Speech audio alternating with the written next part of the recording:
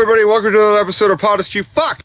And see, that's why I start the show every week, because you... Bitch, you love it. That was the fucking, probably one of the funniest things you've heard me do. Well, yeah, that's definitely the funniest fucking thing I've heard you do. Hey everybody, It's CJ. Hey everybody, it's Rico. We are bringing you a very short episode based on some information that came out this week. I wouldn't even call it an episode. It's more of like a, hey, bonus thing. But it's about a theory I heard from Fat Man Beyond and our Lord and Savior Kevin Smith. More importantly, from Mark Bernard, and he's just not getting the credit for it, which is bullshit. But hey, just trying to keep the black man down. I don't know what that's about. But anyway, so now, Rico, you said you haven't heard this, right?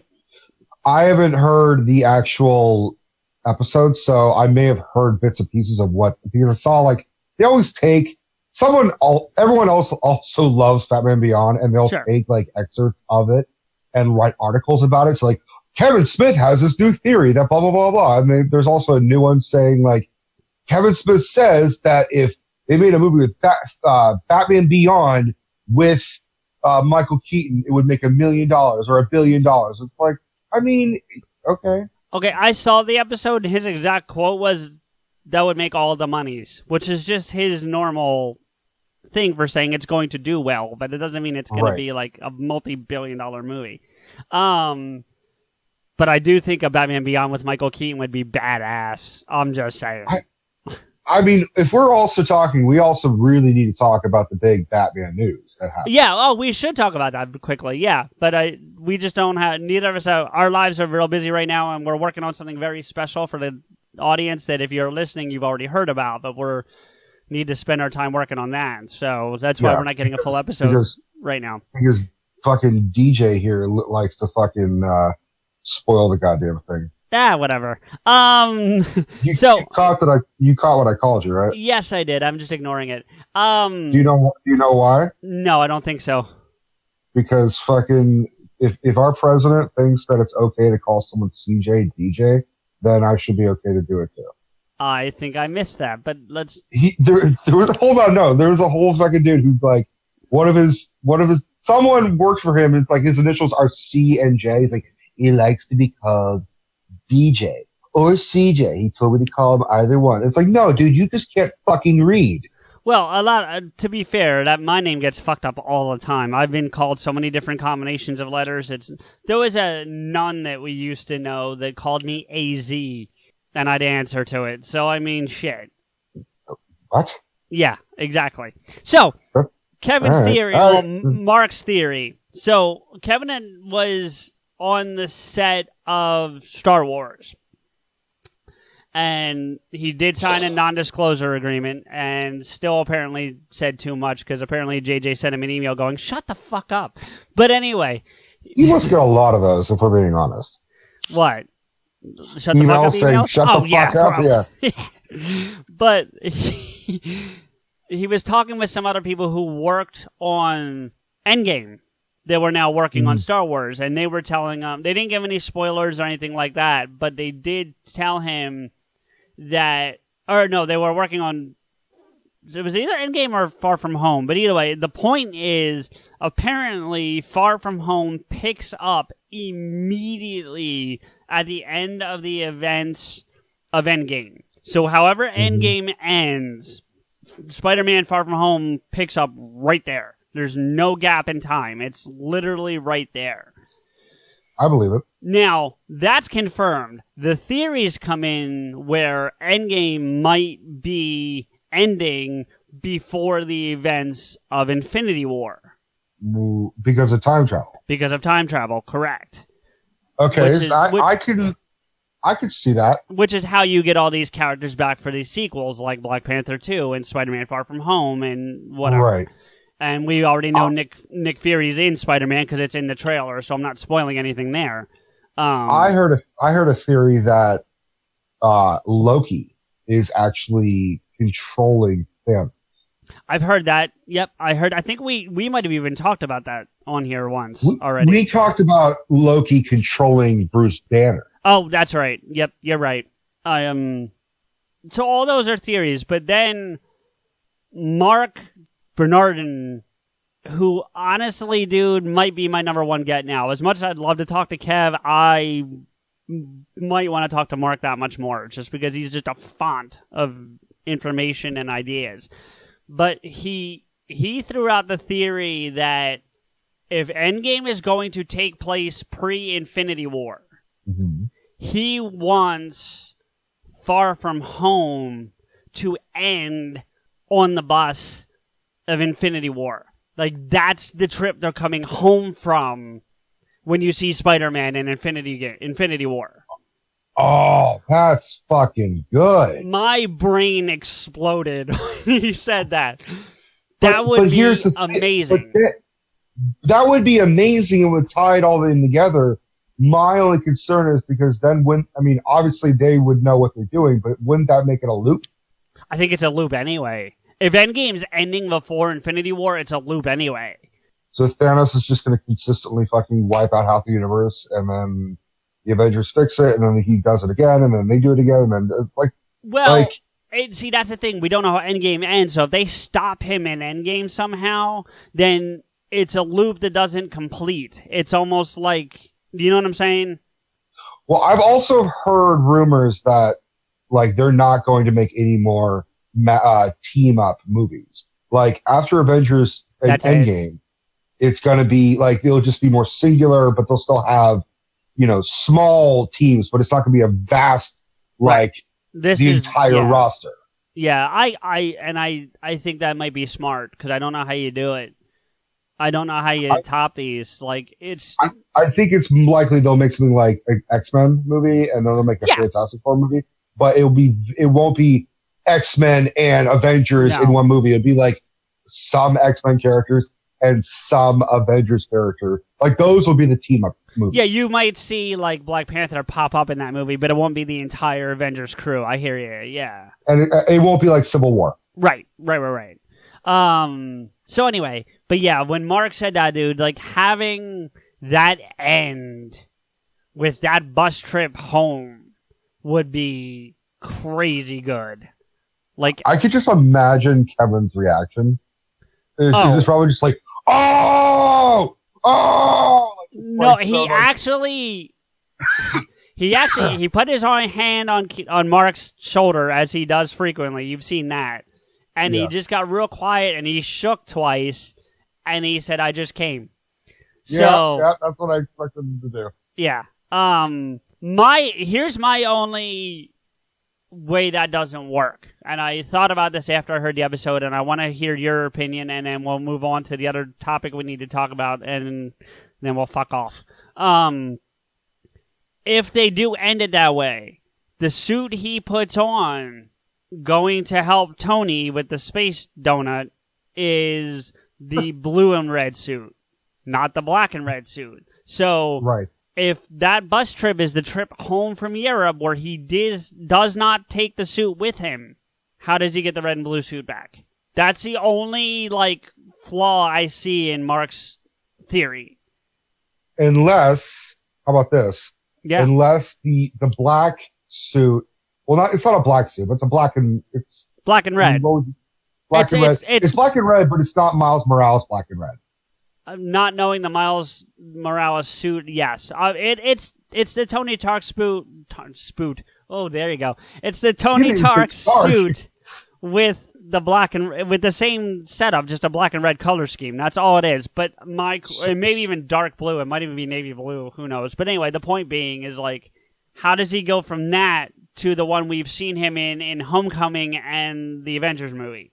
So what if that's the same suit, but it has a different color scheme where it can change sort of like a camouflage chameleon type of thing? Okay. Because it can do fucking everything else. Right. Why would it? I mean, even Stark or Peter Parker can argue some spiders can change their colors as a defense mechanism. Right. No, it's absolutely, and I'm not against it for that reason. They can come up with any bullshit really to line that up, and I'm gonna be fine with it because I just think that lineup is awesome. If they can make it line up like that timeline wise, that's amazing. The only thing I want for another Spider-Man movie is going with the title sequence. I want it to be called Spider-Man Home Alone. If Macaulay Culkin shows up, then I'm fucking out. That's all I'm saying. If Macaulay Culkin shows up as a Spider-Man villain and is trying to break into Peter Parker's house for some fucking reason, it sounds like the stupidest commercial, but I would love to see that. That'd be a good commercial. I'd watch that commercial, yeah. There was one other point I wanted to make about that, the Spider-Man and the suit. Oh, I was watching Infinity War again for the, billionth time or whatever. Yeah, 37th. And I realized something. Tony almost killed him. Long before the snap, Tony almost killed him. And it didn't occur to me until I was watching it this last time. Well, he almost killed him when he took him to Germany, but where did he almost specifically kill him? Well, no, Germany, he didn't almost kill him. So he sends off the Iron Spider suit to meet up with him, if you remember, because he says, launch 17A or whatever the thing is. That's not important. And the thing launches off, and he's starting to run out of air, and he gets the suit, and he goes, oh, it's like a new car in here. And then Tony goes, Friday, send him home, and a parachute jumps out and pulls him off the ship. Well, I was looking, and I paused it to check this. They were far enough into space at that point that he would have burnt up on re-entry, going back through the atmosphere. He would have died on re-entry through the atmosphere if he hadn't caught onto the thing and stayed on the donut, or whatever you want to call it. The giant flying Hot Wheels loop? Yeah. He would have died. I think Stark would probably anticipate something like that, where he would probably build the suit being strong enough to handle that re-entry. All right. That's it. But that's all I had to say. I mean, that I agree that I was more concerned about the whiplash of the parachute. Holy shit, Stark is almost going to Gwen Stacy Peter Parker. Well, yeah, but Peter Parker's got basically the same healing thing that the Flash does, it seems like, so I think he'd be okay there. I see your point, but I think Stark would have... I think there are some issues where Stark builds armor enough where he can actually fly. Yes, I'm nitpicking, and I'm aware of that, but it was something that did occur to me when I was watching it the last time. I was like, hey, he should have burned up on re-entry. So, moving on from Spider-Man, let's move on to another one of our superheroes. Yes, there's big news in the DC world. Why don't you share that with us? I feel like I'm slightly depressed but here's the thing, I still have hope. But the rumor and sort of the semi-official statement is that Ben Affleck is no longer the Batman. That the Matt Reeves movie, which is still sort of kind of called The Batman, he may come up with a new title, is going to go for a younger year one approach for a young Batman Bruce Wayne. And obviously Ben Affleck is not looking 20. So the rumor is that, and Ben Affleck even sort of said, he didn't say I'm out as Batman. He just says, I'm looking forward to seeing this new Batman movie with your vision.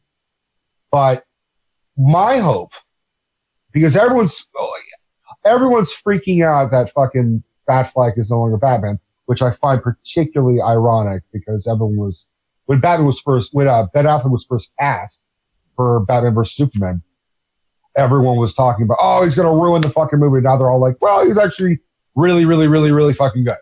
No, he was good. I think I get where Matt Reeves is going, though. I think they want to do a younger Batman that they can build a franchise around. And I think I have to agree with that's the right way to go, as much as I did actually like Affleck as Batman. Well, so what my theory is that Ben Affleck hasn't completely confirmed that he's no longer playing Batman completely. Okay. That he's just saying he's not going to be this younger Batman. So I'm thinking they're going to cast a younger actor that looks similar enough to Ben Affleck where we can believe that he's playing the same version. And then, because I heard a rumor that it might be 3 movies, that Matt Reeves is going to make more than one movie. And so maybe, But the first two will be this young guy, and then Ben Affleck will be a surprise, like he's for the third one. That way we can sort of agree, like we get our cake and eat it too. Yeah. Well, I mean, I think that could work. I watched this past week's movie fights, and the first question was, with Affleck out, who is going to play Batman? And the three choices that came out of the question, did you see it or no? Because I don't want to... No, but I could probably guess who one of them is going to be. Okay, well, pick the three, or tell me your one, and I'll tell you the three that were picked. Everyone is going apeshit for John Hamm. No, believe it or not, that was not one of the ones picked, because they were trying to go after what Matt Reeves was saying. Yeah. So, although I think that two of them weren't that much younger... But the three choices were, and I'm giving you out of order of the way they were presented in the fight, because the third one's the one that intrigues me the most. The first one was Zachary Quinto, which, I mean, he'd be all right, but He would have to seriously bulk up. Yeah. I think any one of these people... Really. Yeah. Well, I think any of these people are going to have to do that, really. But That was number one. Number two was Oscar Isaacs. I think that's how you say his last name. The guy, Poe from Star Wars. He looks, honestly, I feel bad for saying this, but he looks too Hispanic. He looks too what? Hispanic. He looks too Hispanic. I don't know. I don't know if it's a bad thing. The third one is the one that really intrigued me, and this is the one that won the spoilers. This is the one that won the fight. Well, this kid here on the screen, Dylan O'Brien from The Maze Runner. I've heard about Dylan O'Brien for... Now, I think that's a bad picture of him to do. Yeah.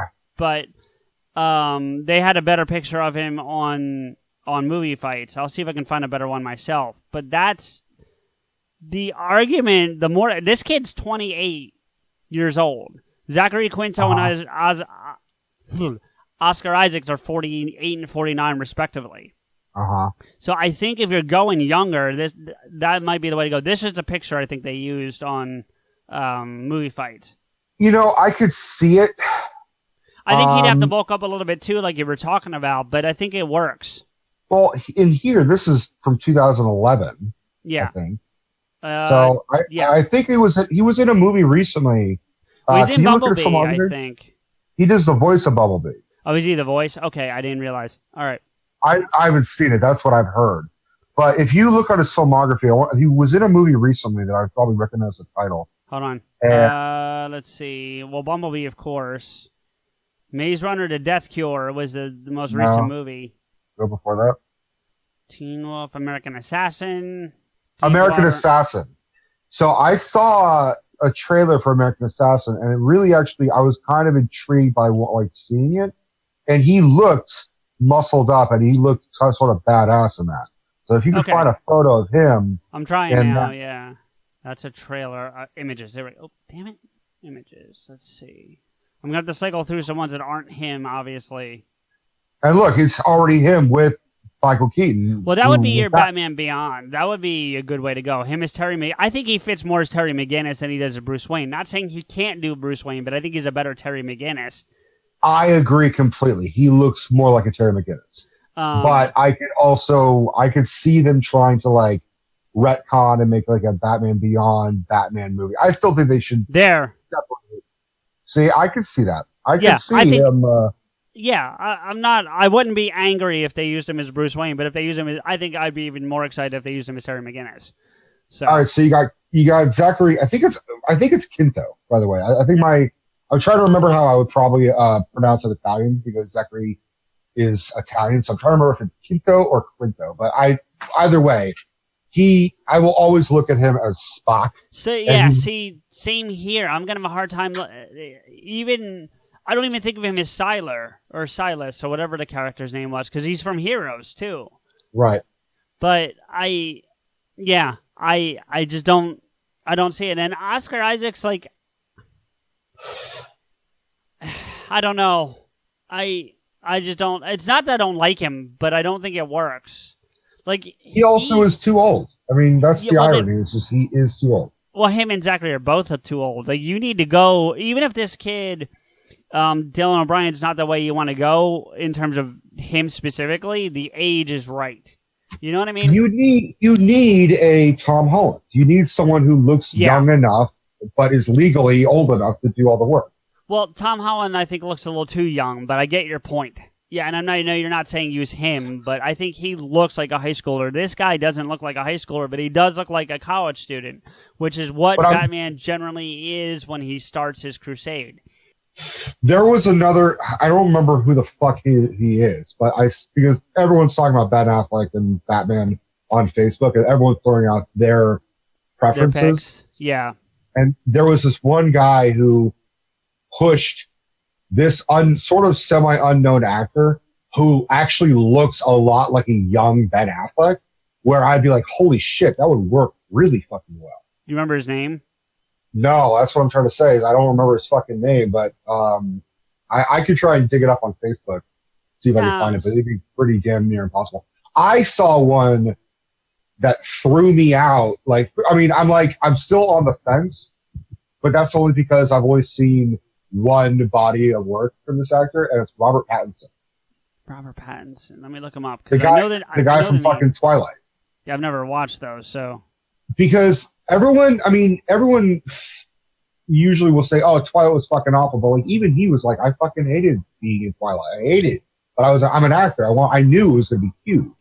Right. But, he needed, I can't hate on him for that. But I'm looking at him right now, Rico, and I got to be honest with you. No. And that's not a shot at him. I see him, you know what, Rico? Like, we've had our fill of this character, but I actually see him as the Joker. He looks like he would be a good Joker. I think he'd be a grown-up Damian Wayne person. That's possible. I could give you that. And the other option that immediately jumped out at me is I could see him as a Riddler. That was the other thing I was going to think of. I was watching something recently with Steph, and I couldn't remember what it was. It might come back to me, but I said, we're watching because I'm rewatching all of Game of Thrones to prepare for the new season. Ugh. Okay. Do you watch? You don't watch it? No.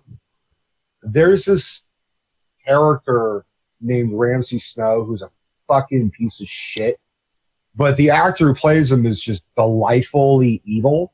Like you really like he's one of those characters like, oh fuck, I want you to die, but you're so good at being a bad guy, right? Because he fucks with a character and mind and physically tortures him, like to the point where when he's first introduced, he pretends to be an ally and breaks the guy out from being tortured, and they go on like a long thing, and then he like saves him from his captors and like talks to him and finds out like secrets about him, and they said, all right, you know, I'm taking you back to your sister to rescue you. Your sister's in there, and it's revealed that he brings him right back to the torture chamber that he was before, that he broke him out of.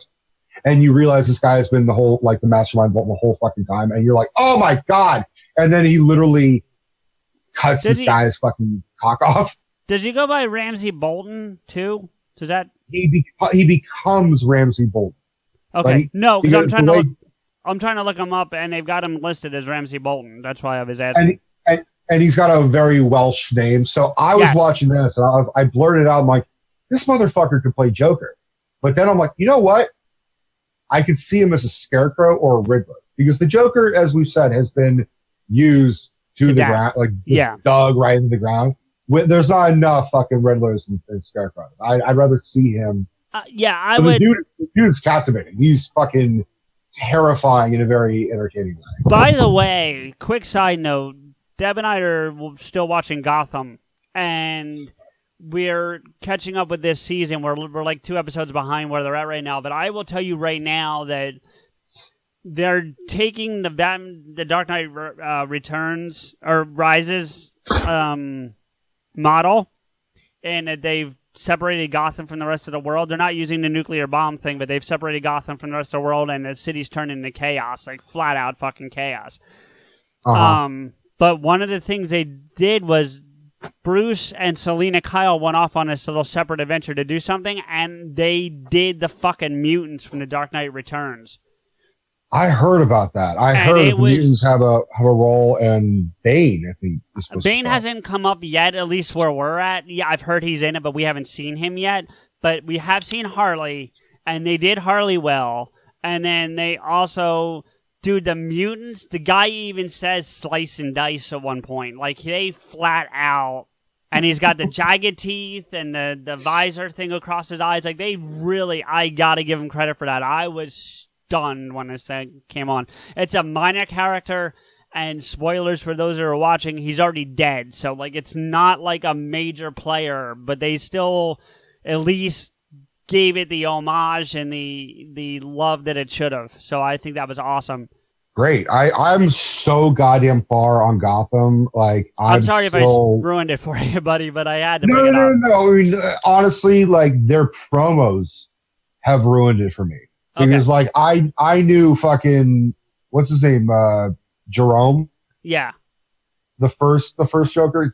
I knew he died, and then his twin takes over. It's already, like, the big grand scheme of the show has already been kind of ruined for me, but, like, the details have not been ruined for me, and I'll eventually fucking get through it. I will say that Bruce is quickly becoming Batman. I mean, it's the final season. They've already announced that, so it's part of the reason, but still, like... Well, how about this?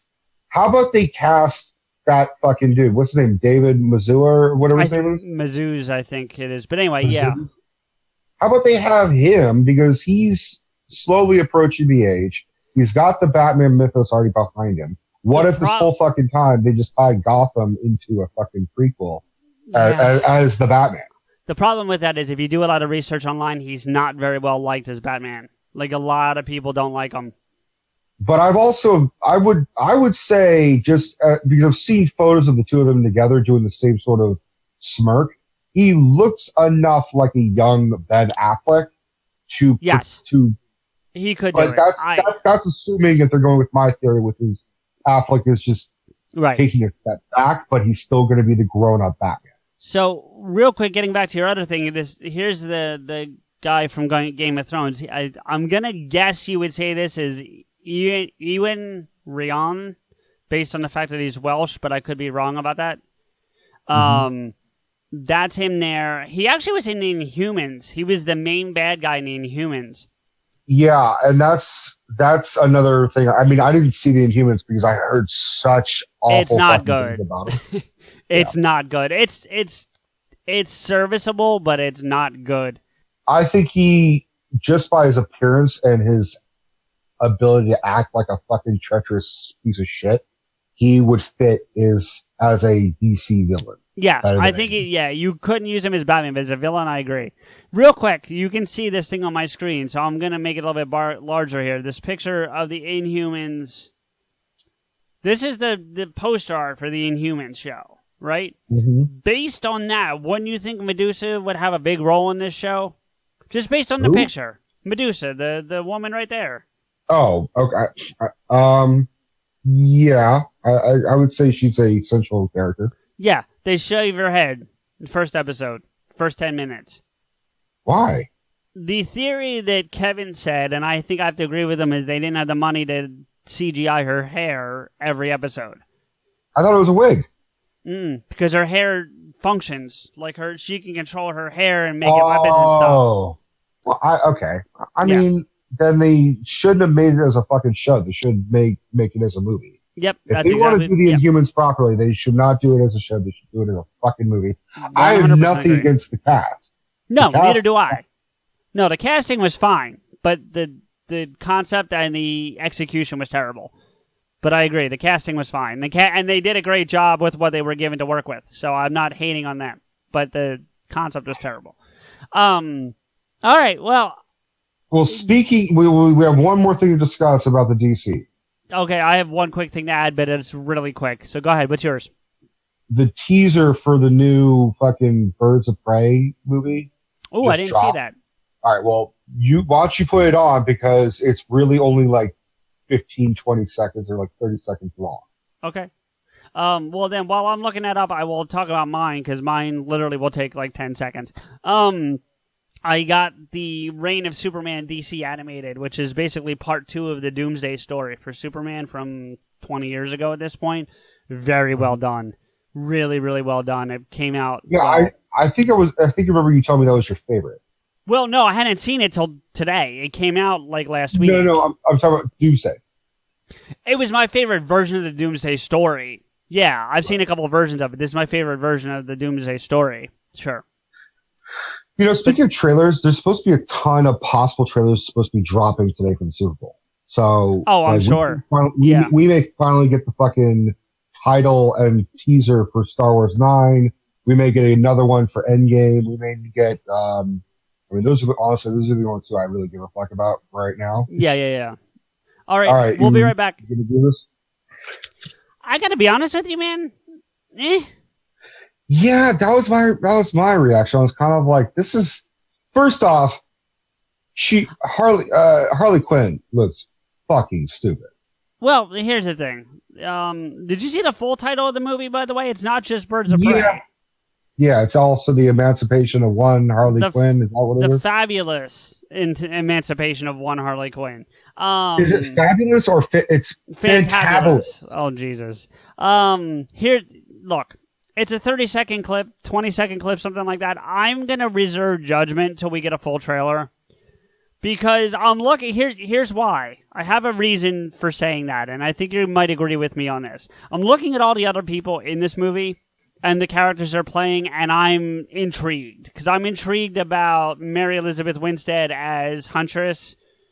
I'm definitely intrigued about Ewan McGregor as Black Mask. And also, I don't know who this person is, but I'm curious how they're going to handle Black Canary. So, I'm curious to see these other characters and how they're going to handle that before I really just say this looks like a flaming piece of shit, because it's close to it. I'm with you that it looks like it's well casted, and I'm definitely intrigued to see some of the other characters be portrayed. My main criticism is her Harley Quinn's costume. Just fucking, it looks like a cheerleader took the fucking pom poms and made it into a fucking dress. Right, but here's the thing: it's a 20-second clip. We don't know if that's what she's wearing for the whole movie, or if that's just for that sequence, or even just for the trailer. So I want to give it a time, because Margot Robbie was one of the high points of Suicide Squad. I mean, yes. I'd put her right behind Will Smith, because I thought he was an amazing Deadshot. I loved him as Deadshot. I thought it was a really good call there. Right. So I want to hold out hope. I agree.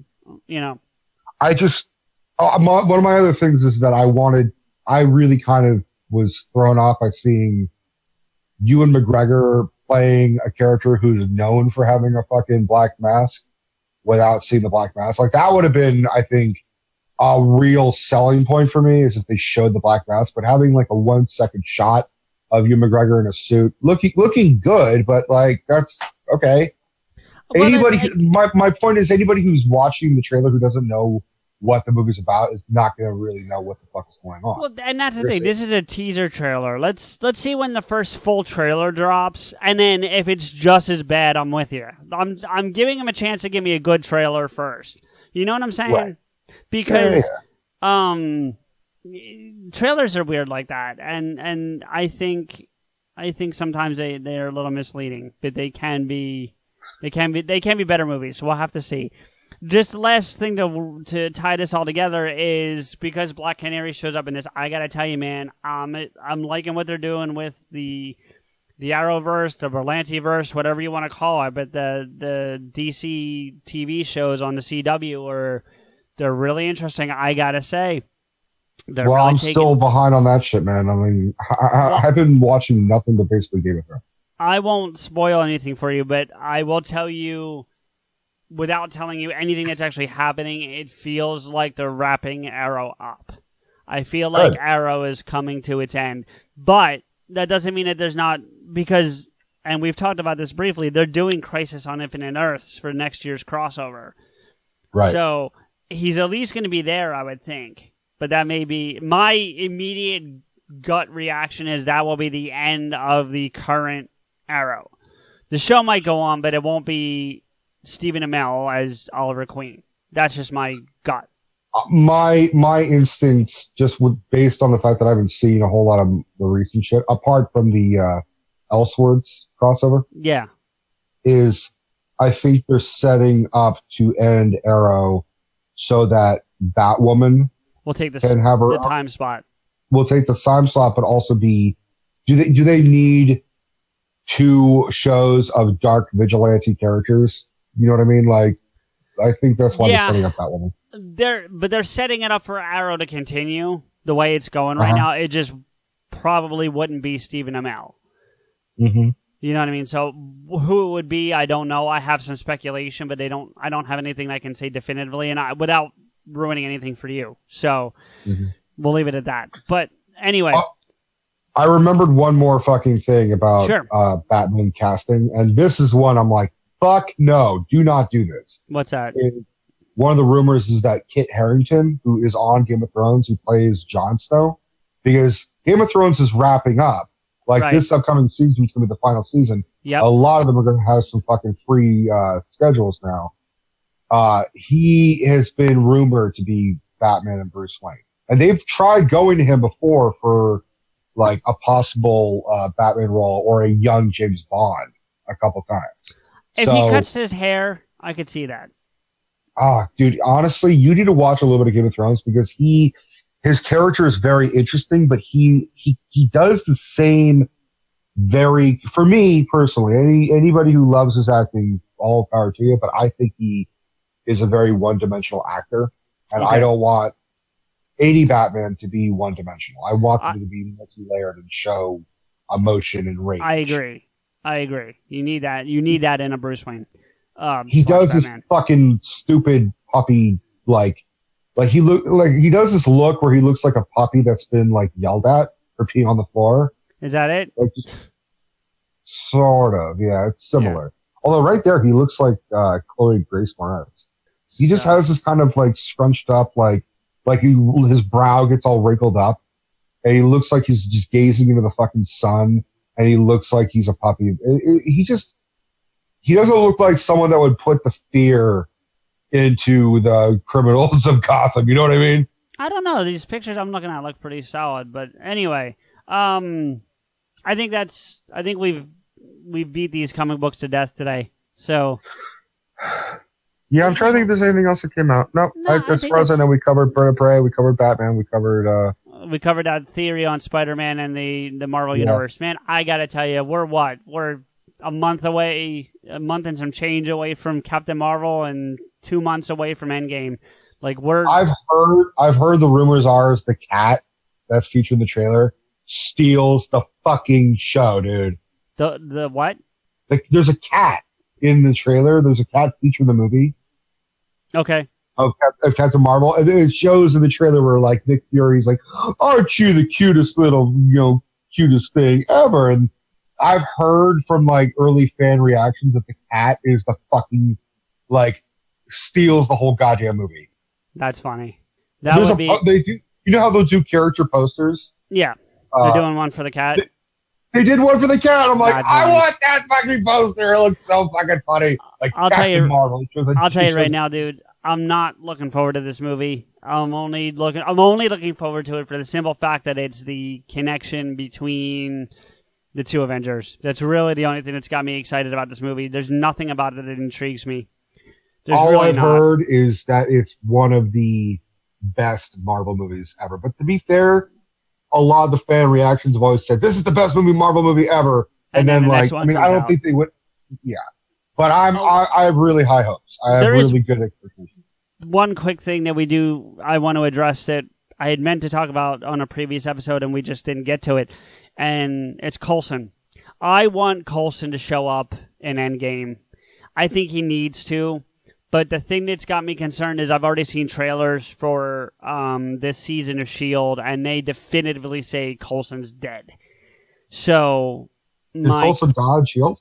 Yeah. Again? Well, he didn't really... If you believe the storyline, he never really died at the end of Avengers. But that's... a conversation for another day, I guess. But they say he's definitively dead now. But they also don't say when the time where that fits into the timeline. So it could be pre-snap. I don't know. Anyway. Well, the thing is fucking Captain Marvel can time travel. Is a new little bit that came out. So we'll find out. But anyway, we're in the home stretch. It's a great time to be a comic book fan. And as much as I love them, Bill, Maury, you're just wrong. That's all I got to say. We're in the end game now.